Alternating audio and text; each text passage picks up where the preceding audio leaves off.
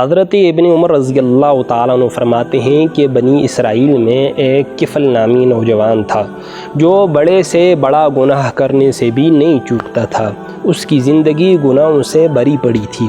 ایک مرتبہ ایک مجبور عورت اس کے پاس آتی ہے اور آ کے اپنا مدعا بیان کرتی ہے، تو کفل کہتا ہے کہ بے شک تو مجبور ہے، تجھے پیسے تو میں دے سکتا ہوں لیکن اس کے بدلے تمہیں زنا کروانا ہوگا۔ وہ عورت بڑی مجبور تھی، مجبوری کی وجہ سے وہ عورت راضی ہو جاتی ہے۔ کفل اس عورت کو 60 دینار دے دیتا ہے۔ جب یہ اس عورت کے پاس تنہائی میں جا کے بیٹھتا ہے تو وہ عورت زارو قطار رونے لگ جاتی ہے۔ کفل اس سے پوچھتا ہے کہ کیا میں نے تجھے اس کام کے اوپر مجبور کیا؟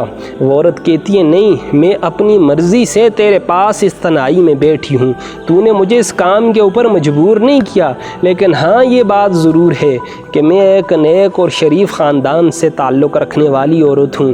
آج سے پہلے زندگی میں یہ گناہ کبیرہ میں نے کبھی بھی نہیں کیا تھا، لیکن مجبوری کی وجہ سے آج میں تیرے پاس آئی ہوں، اور مجبوری کی وجہ سے زندگی میں پہلی مرتبہ یہ میں زنا کا گناہ جو ہے وہ سر انجام دے رہی ہوں۔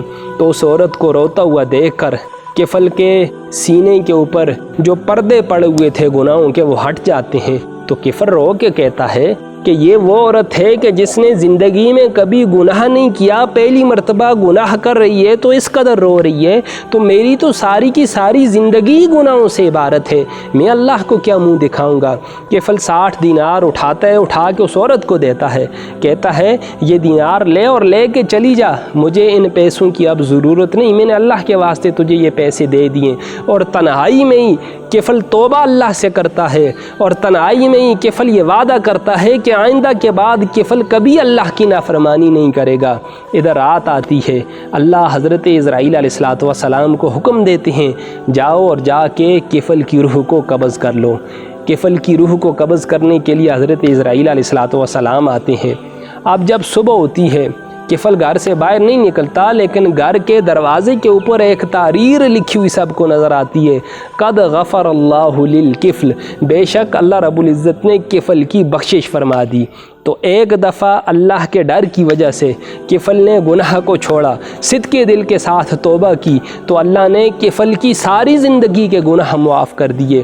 تو اگر میں اور آپ اور ہم سارے مسلمان جس طرح آج ہمارے اوپر طرح طرح کے عذاب آئے ہوئے ہیں، اگر ہم بھی صدقے دل کے ساتھ کفل کی طرح رو کے اللہ کی بارگاہ میں توبہ کریں تو اللہ یہ سارے عذاب ہم سے دور کر دیں گے۔